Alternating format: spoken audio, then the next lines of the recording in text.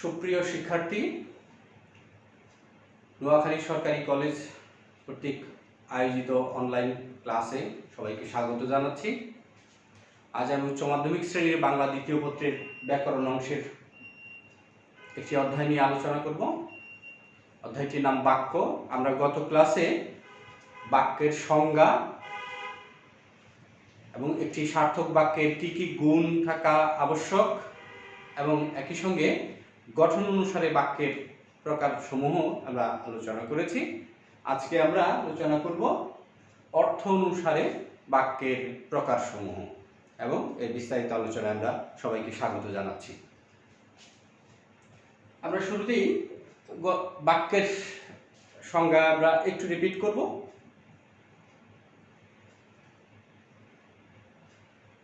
কিছু শব্দ বা পদ সমষ্টি যখন একটি ভাবকে সম্পূর্ণ রূপে প্রকাশ করে তাকে আমরা বাক্য বলে জানি। সে বাক্যে এই ভাব বা অর্থ প্রকাশের বেলা বিভিন্ন ধরনের অর্থ জ্ঞাপন করে। সেই অর্থ জ্ঞাপন অনুসারেই মূলত বাক্যের প্রকার সমূহ আমরা দেখতে পাই। আমরা গঠনের বেলায় দেখেছি যেমন বাক্যের আঙ্গিকগত দিক নিয়ে, আর আমরা অর্থ অনুসারে বাক্যের প্রকারভেদ সমূহ আলোচনা করতে গিয়ে আমরা দেখব বাক্যের অর্থ প্রকাশের রীতি দিকটি। আমরা অর্থ অনুসারে বাংলা বাক্য বা অর্থ প্রকাশের রীতি অনুসারে বাংলা বাক্য আমরা দেখতে পাই। তার প্রকারের নামসমূহ: বর্ণনামূলক বা নির্দেশাত্মক বাক্য, প্রশ্নবাচক বাক্য, অনুজ্ঞাবাচক বাক্য, ইচ্ছাবাচক বাক্য, প্রার্থনাবাচক বাক্য, বিস্ময়বাচক বাক্য, কার্যকারণবাচক বাক্য এবং সন্দেহবাচক বাক্য। আমরা প্রথাগত ব্যাকরণে এই কয়টি শ্রেণীকরণে আমরা সাধারণত দেখতে পাই। এখানে ইচ্ছাবাচক এবং প্রার্থনাবাচক এই দুটো আমি বিস্তারিত আলোচনার সময় এই প্রভেদটি একটু দেখাবো। আমরা এবার আমাদের আলোচনায় আসি। আমরা প্রকারের নামসমূহ জানলাম। অর্থ অনুসারে বাংলা বাক্য 8 রকম। অর্থ অনুসারে বাংলা বাক্য আমরা দেখছি 8 প্রকার। আমরা প্রকারের নামসমূহ আরেকবার দেখি: বর্ণনামূলক বা নির্দেশাত্মক, প্রশ্নবাচক, অনুজ্ঞাবাচক, ইচ্ছাবাচক, প্রার্থনাবাচক, বিস্ময়বাচক, কার্যকারণবাচক এবং সন্দেহবাচক। প্রিয় শিক্ষার্থী, আমরা এবার দেখব বর্ণনামূলক বা নির্দেশাত্মক বাক্য কাকে বলে বা এর বৈশিষ্ট্য কি। যে বাক্য কোনো একটি ভাব এর বর্ণনা বা বিবৃতি থাকে বা কোনো তথ্য নির্দেশ করে তাকেই বলা হয় নির্দেশাত্মক বাক্য। এই বাক্যকে একই সঙ্গে বিবৃতিমূলক বা বর্ণনামূলক বাক্য বলা চলে। তা আবার আমরা সংজ্ঞাটি দেখি: যে বাক্যে কোনো একটি ভাবের বিবৃতি বা বর্ণনা বা কোনো তথ্য নির্দেশ করে সে বাক্যকে নির্দেশাত্মক বা বর্ণনামূলক বা বিবৃতিমূলক বাক্য বলে। আমরা বাক্যের সংজ্ঞায় দেখেছি একটি সম্পূর্ণ ভাব প্রকাশ করে বাক্য। তার মানে বর্ণনামূলক বা নির্দেশাত্মক বাক্যে সেই ভাবটি একটি বিবৃতি বা বর্ণনা থাকে বা কোনো তথ্য থাকে, ভাবের কোনো তথ্য থাকে কিংবা বর্ণনা বা বিবৃতি থাকে। তো সেই ধরনের বাক্যই হচ্ছে বর্ণনামূলক বাক্য। প্রিয় শিক্ষার্থী, আমরা উদাহরণ দিলে স্পষ্ট হই।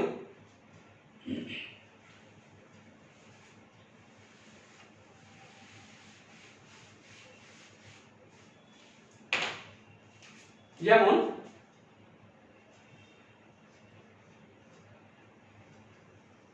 আমি বই পড়ি। এখানে বাক্যের বক্তা আমি, তিনি একটি কাজ করছেন তার পরিচয়, তার বর্ণনা আমরা এই বাক্যটির মধ্যে পাই। তার মানে এটি একটি বর্ণনামূলক বা বিবৃতিমূলক বা নির্দেশাত্মক, অর্থাৎ একটি তথ্য নির্দেশ করছে। একজন ব্যক্তি যিনি বক্তা এই বাক্যের, তিনি একটি কাজ করছেন, অর্থাৎ এই তথ্য নির্দেশ করছে। কারণ এটি হচ্ছে একটি বর্ণনামূলক বা নির্দেশাত্মক বাক্যের উদাহরণ। বর্ণনামূলক বা নির্দেশাত্মক বাক্য দুই রকম।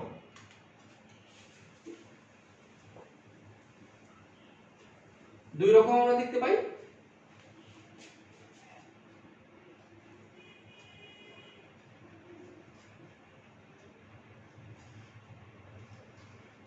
ইতিবাচক বা অস্তিবাচক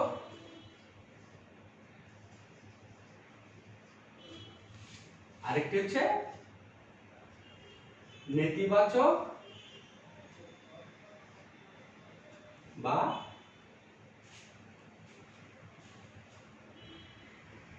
নাবাচক। এক কথায় আমরা বর্ণনামূলক বা নির্দেশাত্মক বাক্য প্রকার আমরা দেখব দুই রকম, একটি হচ্ছে অস্তিবাচক আর একটি হচ্ছে নেতিবাচক। অর্থাৎ এই ইতিবাচক বাক্যে আমরা একটি ভাবের উপস্থিতি কিংবা ভাবের বিবৃতি উপস্থিতি বা তথ্যের উপস্থিতি আমরা পাই।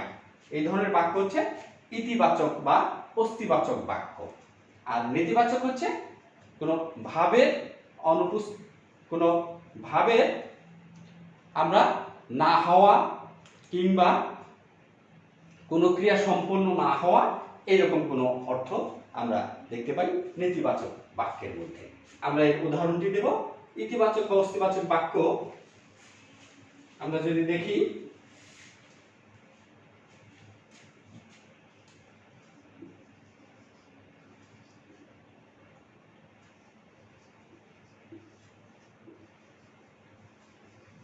কামাল স্কুলে যায়, এটি একটি হাবাচক বা অস্তিবাচক বাক্য। আমরা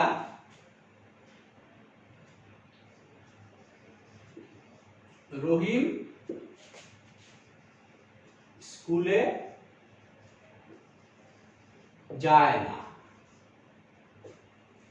এটি একটি নাবাচক বা নেতিবাচক বাক্য। আমরা এখানে দেখতে পাই ক্রিয়াটি সম্পন্ন হয়েছে এবং এখানে একটি বর্ণনা বা তথ্য পাই আমরা প্রথম বাক্যটিতে।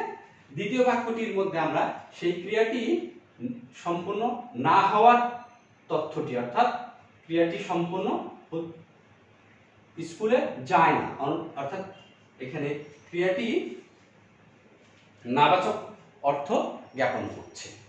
একই ক্রিয়াপদের ব্যবহার আমরা দেখছি যায়, যায়, কিন্তু এখানে ক্রিয়াটি হাবাচক অর্থে, এখানে ক্রিয়াটি নাবাচক অর্থে ব্যবহৃত হচ্ছে।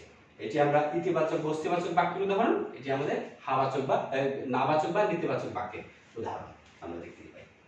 এরপর আমরা দেখতে পাবো প্রশ্নবাচক বাক্য। প্রিয় শিক্ষার্থী, আমরা হাবাচক নাবাচক অর্থাৎ বর্ণনামূলক বা নির্দেশাত্মক বাক্যের দুটি প্রকার আমরা দেখতে পেলাম। এরপর আমরা দেখতে পাবো, আলোচনা করব আমরা প্রশ্নবাচক বাক্য।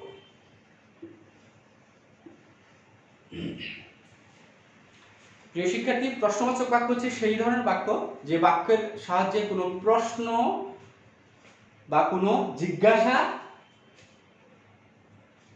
তৈরি করা হয়, অর্থাৎ কোনো প্রশ্ন তৈরি করা হয় বা কোনো কিছু জিজ্ঞাসা করা হয় যেই বাক্যের মাধ্যমে, সেই ধরনের বাক্যকে বলা হয় প্রশ্নবাচক বাক্য। অর্থাৎ যে বাক্যের সাহায্যে কোনো কিছু জানতে চাওয়া হয়, এই ধরনের বাক্যকে বলা হয় প্রশ্নবাচক বাক্য। যেমন আমরা প্রশ্নবাচক বাক্যের উদাহরণ দিই। তোমার নাম কি? আমরা এখানে বাক্যের বক্তা বাক্যটি যিনি বলেছেন, তিনি কাউকে উদ্দেশ্য করে বলেছেন, তার নাম জানতে চেয়েছেন, অর্থাৎ তোমার নাম কি, অর্থাৎ তার নাম জানতে চাওয়া হচ্ছে। অর্থাৎ এই যে জানতে চাওয়া বা এই যে জিজ্ঞাসা, অর্থাৎ এই প্রশ্ন করা হয় যে বাক্যের সাহায্যে বা কোনো কিছু জিজ্ঞাসা করা হয় যে বাক্যের সাহায্যে, সেই বাক্যকে বলা হয় প্রশ্নবাচক বাক্য। আমরা প্রশ্নবাচক বাক্যের আমরা দুটি ধরন আমরা দেখতে পাই। একটি হচ্ছে এই প্রশ্ন করা হয় অর্থাৎ কোনো কিছু জানতে চাওয়া হয় যখন তার উত্তর হ্যাঁ অথবা না এই দুই ভাবে হতে পারে, অথবা কোনো তথ্য হতে পারে উত্তর। যেমন আমরা এই যে বাক্যটি আমরা দেখেছি, তোমার নাম কি, এখানে আমরা কিংবা আমরা যদি দেখি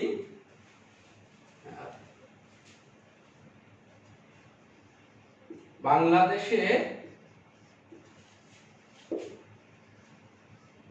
রাজধানীর নাম কি, আমরা এই বাক্যটির মধ্যে দেখতে পাই একটি তথ্য জানতে চাওয়া হয়েছে। অর্থাৎ তথ্যটি কি হতে পারে, বাংলাদেশের রাজধানীর নাম কি, একটি তথ্য জানতে চাওয়া হয়েছে, অর্থাৎ ঢাকা। অর্থাৎ এই তথ্যটি আমরা জানার জন্য এখানে বক্তা এই প্রশ্নটি করেছে। অর্থাৎ এটি হচ্ছে কোনো তথ্য জানতে চাওয়া। আর আরেক ধরনের হতে পারে, আমরা দেখতে পাই হ্যাঁ অথবা না দিয়ে এর উত্তর করা সম্ভব। তুমি কি গতকাল কলেজে গিয়েছিল, এখানে আমরা দেখতে পাই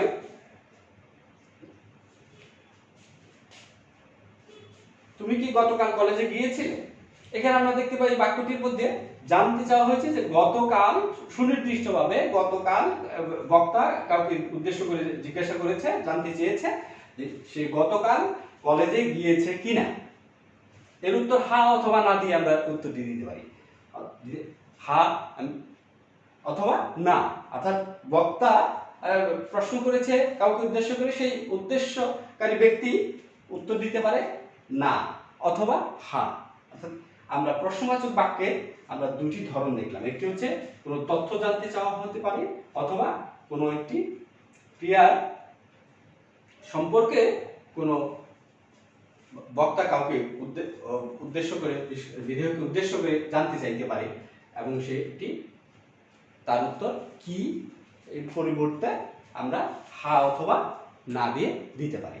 আমরা একটা জিনিস খেয়াল করব, সাধারণত তথ্য জানতে চাওয়া হয় যেই ধরনের বাক্যে, সেই ধরনের বাক্যে আমরা এই বানান এটি ব্যবহার করি। আর আমরা যেখানে হ্যাঁ অথবা না উত্তর করব সেখানে আমরা এই রকম ব্যবহার করব। এইরকম পার্থক্য, এইটুকু একটু পার্থক্য আছে। প্রিয় শিক্ষার্থী, আমরা প্রশ্নবাচক বাক্যের আমরা সংজ্ঞা এবং বৈশিষ্ট্য এবং এর ধরনসমূহ জানলাম। এই পর্যায়ে আমরা আলাপ করব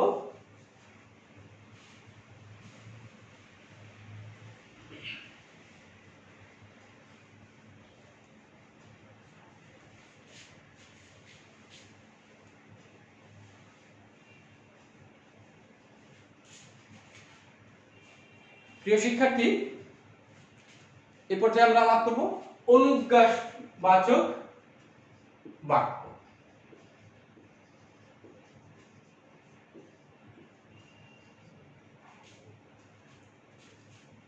যে বাক্যের সাহায্যে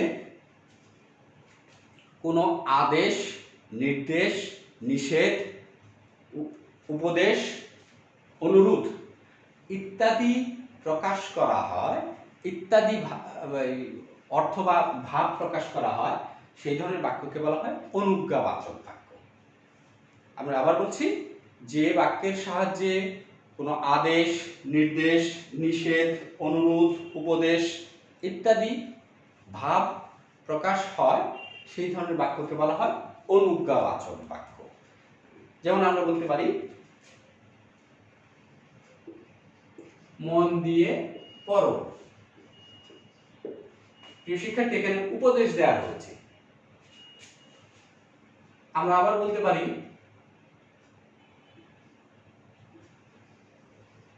কাজটি করো। এখানে নির্দেশ দেওয়া হয়েছে।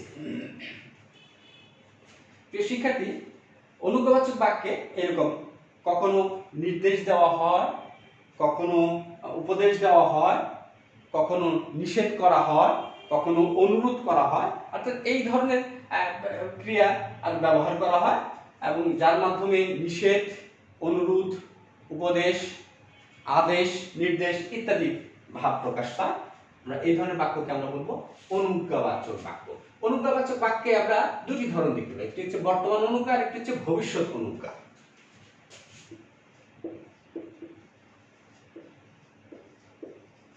অনুজ্ঞাবাচক বাক্যে আমরা দুই ধরনের দেখতে পাই, দুটি ধরন দেখতে পাই। একটি হচ্ছে বর্তমান অনুজ্ঞা। বর্তমান অনুজ্ঞার মধ্যে আমরা বলতে পারি কাজটি কর, এখানে নির্দেশ দেওয়া হয়েছে। এবং আমরা ভবিষ্যৎ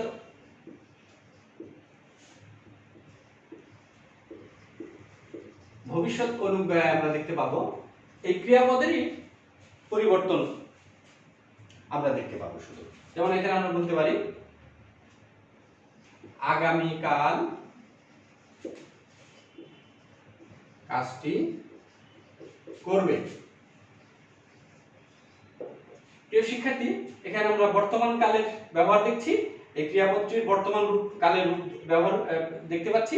আমরা এই বাক্যটির মধ্যে আমরা ক্রিয়াপদটির ভবিষ্যৎ কালের রূপ আমরা দেখতে পাবো। এই হচ্ছে পার্থক্য। আমরা অনুজ্ঞাবাচক বাক্যের এই দুটি ধরন আমরা দেখতে পাই, একটি হচ্ছে বর্তমান অনুজ্ঞা আর একটি হচ্ছে ভবিষ্যৎ অনুজ্ঞা।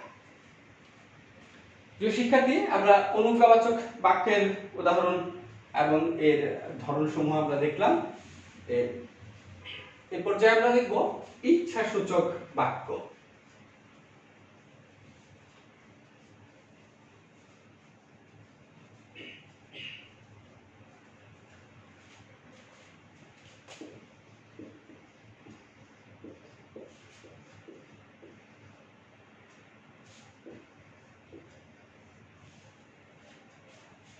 প্রিয় শিক্ষার্থী,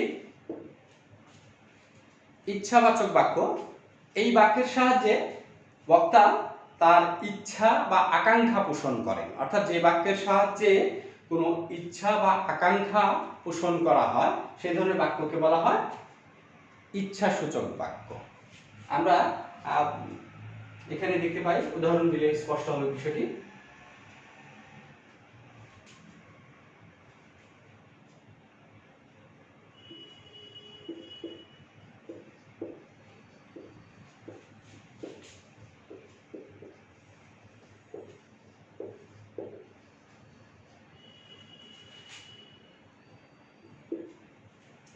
আমি যদি পাখি হতাম। এখানে বাক্যের বক্তা তার একটি আকাঙ্ক্ষা বা ইচ্ছা পোষণ করেছেন, এটাকে এই ধরনের বাক্য আমরা দেখতে পাই। এখানে এই ধরনের বাক্যকে বলা হয় ইচ্ছাবাচক বাক্য। এখানে ইচ্ছা বা আকাঙ্ক্ষা পোষণ করা হয়। এরপরে আমরা দেখতে পাবো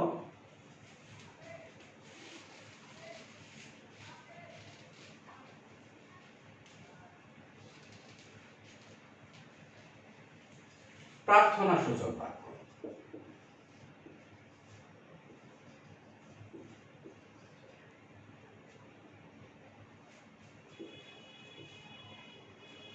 প্রিয় শিক্ষার্থী, ইচ্ছাসূচক বাক্য এবং প্রার্থনা সূচক বাক্যের একটা মৌলিক পার্থক্য হচ্ছে, আমরা প্রার্থনাবাচক বাক্যটি দেখি। প্রার্থনাবাচক বাক্যের মধ্যে আমরা দেখতে পাবো যে বাক্যের সাহায্যে কোনো প্রার্থনা বা কোনো আকাঙ্ক্ষা প্রকাশ পায়, প্রার্থনাবাচক কোনো আকাঙ্ক্ষা প্রকাশ পায় বা প্রার্থনা প্রকাশ পায়, সেই ধরনের বাক্যকে বলা হয় প্রার্থনাবাচক বাক্য। যেমন আমরা দেখি দীর্ঘজীবী হও,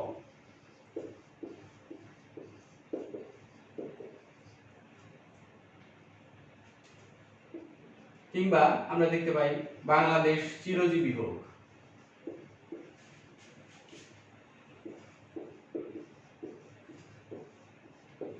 এখানে আকাঙ্ক্ষা কিংবা প্রার্থনা প্রকাশ পেয়েছে, এরকম আমরা দেখতে পাই।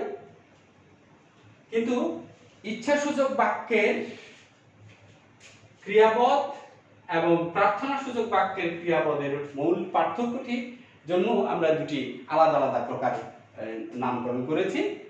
আমরা ইচ্ছাসূচক বাক্যে দেখি বর্ণনামূলক বা বিবৃতিমূলক বাক্যের মতো ক্রিয়াপদের ব্যবহার, আর প্রার্থনা সূচক বাক্যে আমরা ক্রিয়াপদের অনুজ্ঞা রূপটি আমরা দেখতে পাবো। যেমন কি হও, হোক, ইত্যাদি। অর্থাৎ আমরা প্রার্থনাবাচক বাক্যে ক্রিয়াপদের অনুজ্ঞাবাচক রূপটি আমরা দেখতে পাবো, আর ইচ্ছাসূচক বাক্যে আমরা বাক্যে সাধারণ রূপটি আমরা দেখতে পাই, সেখানে আমরা অনুজ্ঞাবাচক রূপে দেখতে পাই না।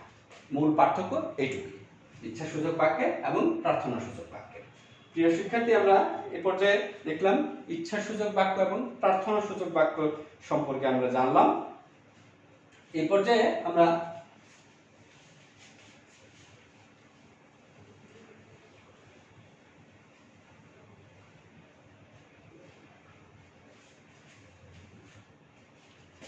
বিস্ময়সূচক বাক্য, বিস্ময়বাচক বা আবেগবাচক বাক্য। প্রিয় শিক্ষার্থী, বিস্ময়বাচক বা আবেগবাচক বাক্যের সাহায্যে কোনো আবেগ বা বিস্ময় জাত অনুভূতি প্রকাশ পায়, অর্থাৎ কোনো আবেগজাত অনুভূতি প্রকাশ পায় যে বাক্যের সাহায্যে, বা যে বাক্য কোনো আবেগবাচক বা বিস্ময়বাচক কোনো অনুভূতি প্রকাশ করে বা ভাব প্রকাশ করে, তাকে বলা হয় আবেগবাচক বাক্য বা বিস্ময়বাচক বাক্য। আমরা যেমন উদাহরণ দিতে পারি, বাহ কি সুন্দর ফুল,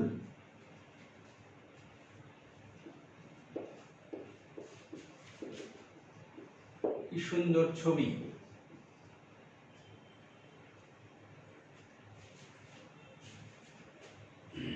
আমরা এখানে মুগ্ধতা প্রকাশ পেয়েছে, একটি ছবি সম্পর্কে বক্তা তার মুগ্ধতা প্রকাশ করেছে, তার আবেগ, একটি বিশেষ আবেগ প্রকাশ করেছে। এটা এক ধরনের আবেগবাচক বাক্যের বা বিস্ময়বাচক বাক্যের উদাহরণ। কিংবা কি ভয়ঙ্কর,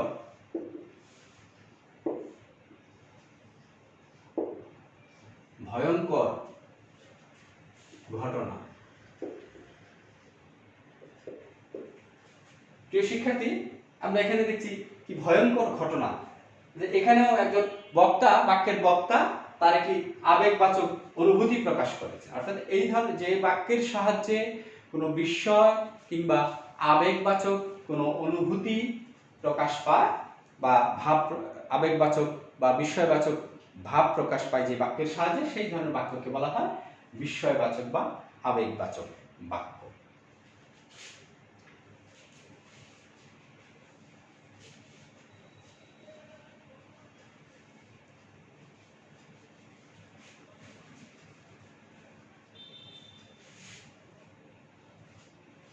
প্রিয় শিক্ষার্থী, আমরা এরপরে দেখব কার্যকারণ বাক্য, কার্যকারণ বাচক বাক্য। কার্যকারণ বাচক বাক্য অনেকটা বর্ণনামূলক বাক্যের মতোই, কিন্তু এখানে আমরা একটি কার্য থাকে, একটি কারণ থাকে। অর্থাৎ একটি শর্ত সাপেক্ষে ক্রিয়া নিষ্পন্ন হয়। কার্যকারণ বাক্যের মধ্যে আমরা দেখি একটি ক্রিয়া আরেকটি ক্রিয়ার উপর নির্ভরশীল থাকে, একটি ক্রিয়া নিষ্পন্ন হয় আরেকটি ক্রিয়ার উপর নির্ভরশীল হয়, এই ধরনের বাক্য। অর্থাৎ কার্যকারণ সম্পর্ক থাকে ক্রিয়া নিষ্পন্নের বেলায় যখন, কিংবা যখন কোনো শর্ত সাপেক্ষে একটি ক্রিয়া নিষ্পন্ন হয়, সেই ধরনের বাক্যকে বলা হয় কার্যকারণ বাচক বাক্য। আমরা কার্যকারণ বাচক বাক্যের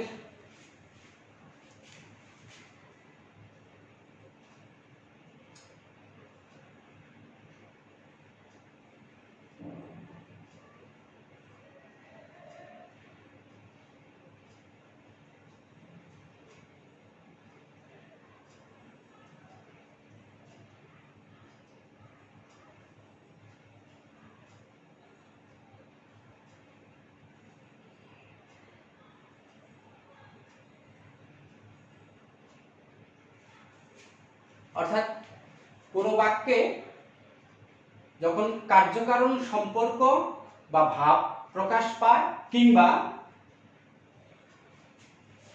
ক্রিয়া একটি শর্তাধীন বা শর্ত সাপেক্ষে ক্রিয়া নিষ্পন্ন হয়, সেই ধরনের বাক্যকে বলা হয় কার্যকারণ বাক্য। আমরা উদাহরণ দিতে পারি,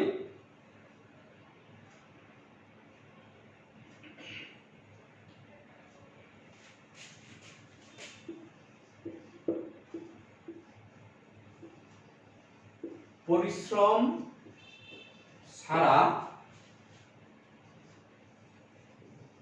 সাফল্য আসে না। আমরা বাক্যটির মধ্যে এক ধরনের বর্ণনাত্মক বা বর্ণনামূলক রীতি আমরা দেখছি, কিন্তু এখানে দেখছি সাফল্য আসে না, এটি নির্ভর করছে পরিশ্রম ছাড়া। অর্থাৎ এই যে দুটি বাক্য আমরা দেখছি অনেকটা, এখানে এই ছাড়া এই শব্দটি দিয়ে, এই পদটি দিয়ে আমরা এই দুটি অংশকে যুক্ত হতে দেখি। অর্থাৎ একটি সম্পন্ন হয় আরেকটির শর্ত সাপেক্ষে, অর্থাৎ একটির সঙ্গে আরেকটি কার্যকারণ সম্পর্ক রয়েছে। কার্যকারণ, এই ধরনের বাক্যকে বলা হয় কার্যকারণবাচক বাক্য। আমরা আরো উদাহরণ দিই।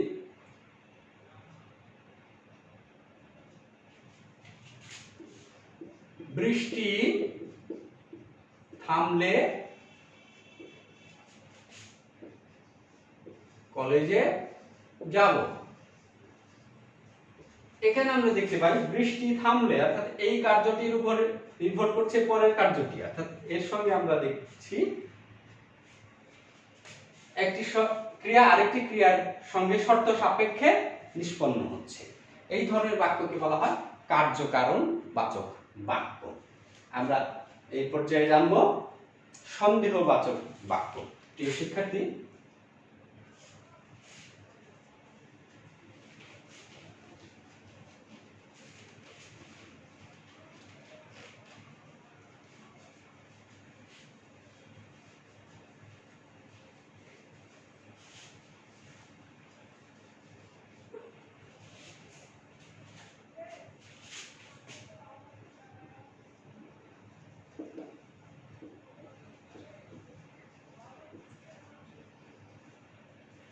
সন্দেহবাচক বাক্য।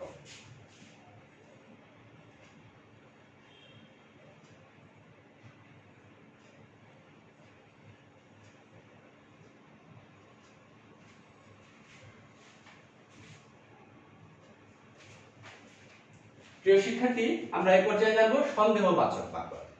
যে বাক্যের সাহায্যে সংশয়, সন্দেহ, অনিশ্চয়তা ইত্যাদি প্রকাশ পায় সেই ধরনের বাক্যকে বলা হয় সন্দেহবাচক বাক্য। অর্থাৎ আবার আমরা দেখছি, যে বাক্যের সাহায্যে কোনো সংশয়, সন্দেহ, অনিশ্চয়তা ইত্যাদি ভাব প্রকাশ পায় সেই বাক্যকে বলা হয় সন্দেহবাচক বাক্য। যেমন আমরা বলতে পারি, উদাহরণ দিতে পারি, পরীক্ষা সম্ভবত পেছাবে, অর্থাৎ পরীক্ষা পিছিয়ে যাবে, এই সংশয় প্রকাশ করা হয়েছে, অনিশ্চয়তা প্রকাশ করা হয়েছে। এই যে এই ধরনের অনিশ্চয়, যে সম্ভবত শব্দটি দিয়ে আমরা এখানে দেখছি একটা এক ধরনের সংশয় বা অনিশ্চয়তা প্রকাশ করা হয়েছে। এই ধরনের বাক্যকে বলা হয় সন্দেহবাচক বাক্য। আমরা আরো উদাহরণ দিতে পারি,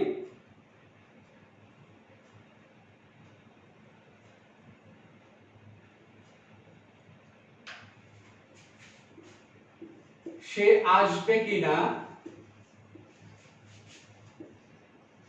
ঠিক জানি না। এই যে ঠিক জানি না, আসবে কিনা ঠিক জানি না, আমরা কিনা এবং ঠিক জানি না এই শব্দ বা এই পদ সমূহ দিয়ে এই বাক্যটির মধ্যে এক ধরনের সংশয় তৈরি করা হয়েছে।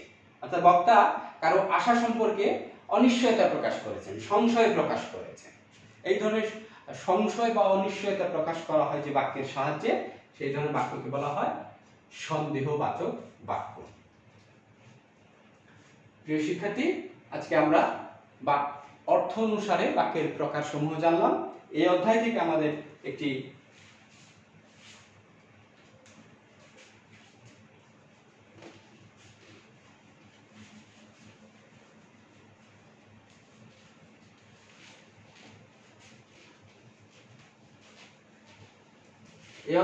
বর্ণনামূলক প্রশ্ন নিয়ে আজকে আমরা আলাপ করলাম। বর্ণনামূলক প্রশ্নটি আমি লিখে দিচ্ছি। বাক্য কাকে বলে? অর্থ অনুসারে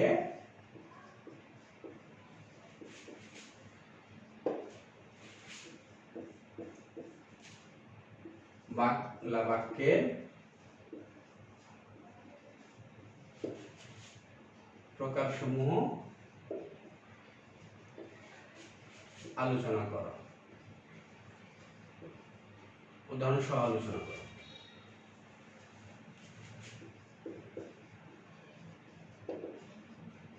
সহ আলোচনা করো।